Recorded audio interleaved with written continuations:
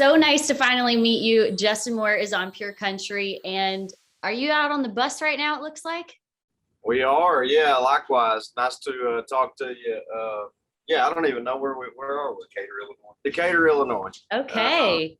You have a So cool bus. thank you. It's not as cool as your house, but it definitely beats it beats the alternative for Yeah, sure. for sure. Well, congratulations. 10th number one on country radio in the US. And you are climbing to the top right now in Canada, just so you know. But that's got to be so incredible to see another one of your songs and 10 number ones now. What does that feel like for you? Thank you. Yeah, it's incredible. I mean, it really is. To have, I guess, sustain success and our longevity as long as we have is probably the proudest thing about our career, in my opinion.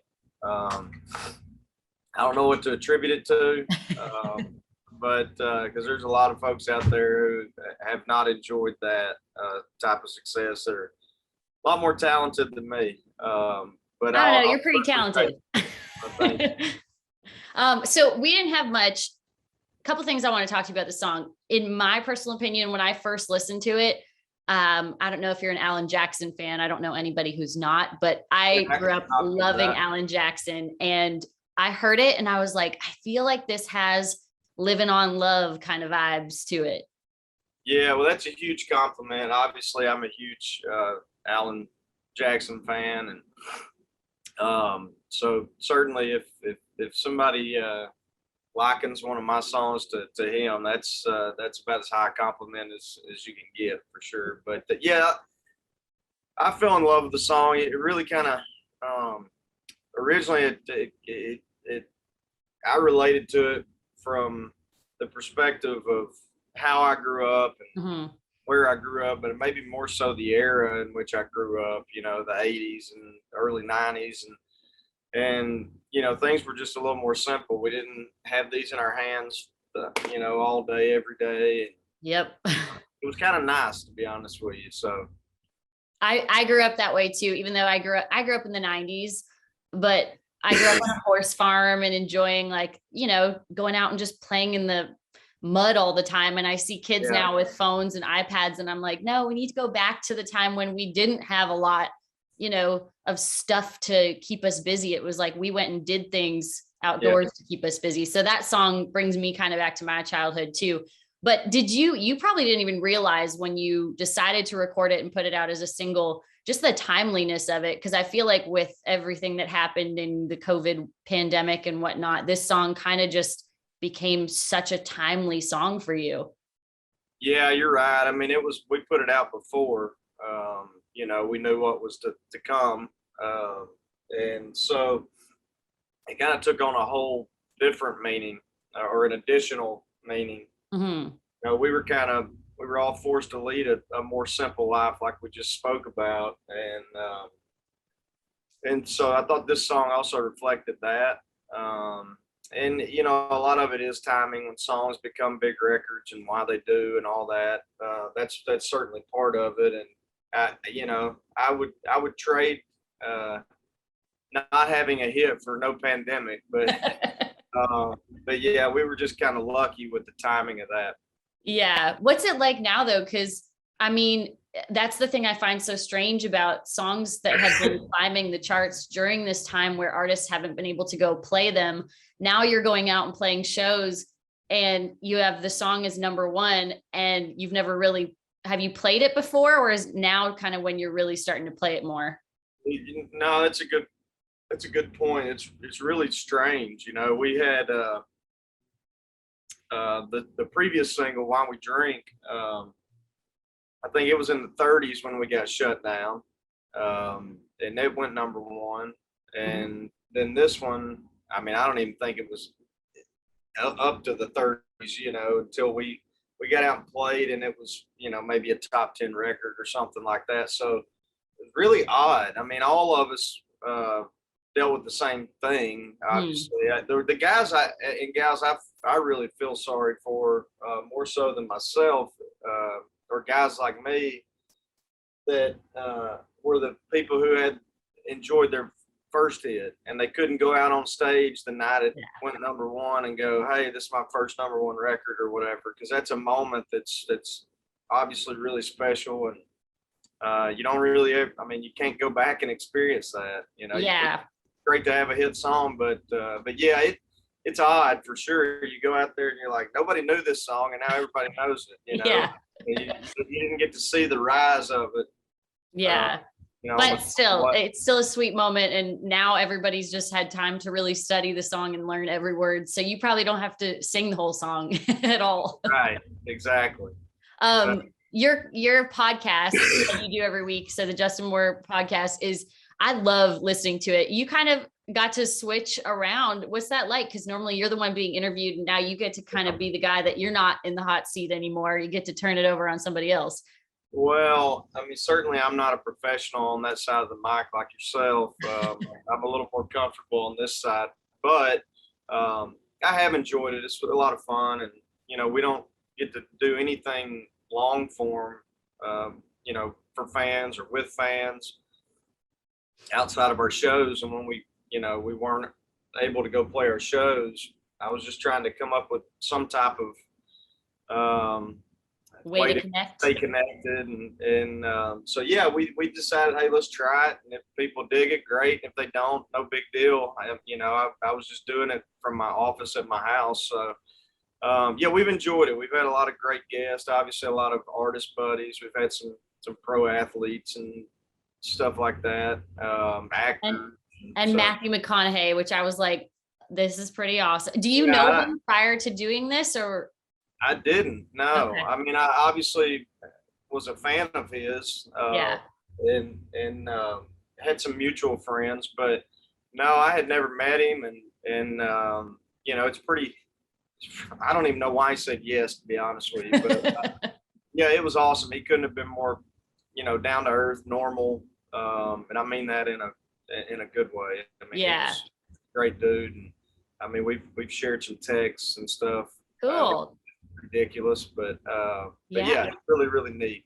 It's so weird how you, like, normally you'd meet those people in person and then become friends with them, but during the pandemic, it's like, no, you started a podcast, you're talking to them over FaceTime or Zoom or whatever, and then now you've kind of made a friend in Matthew McConaughey, which is kind of cool. Yeah, it really is wild when you think about it. It's it has allowed us to stay connected with guys that we're really good friends with, and it's also allowed us to meet, people that otherwise we wouldn't have. So it's been neat, that for all the issues that I have with technology, it for a guy like me, is in particular, who doesn't live in Nashville. I live in Arkansas, and so it's a pretty nice tool to be able to stay connected. Even from a business perspective, For sure. For me, it's nice because I just became a new parent last year. Congratulations.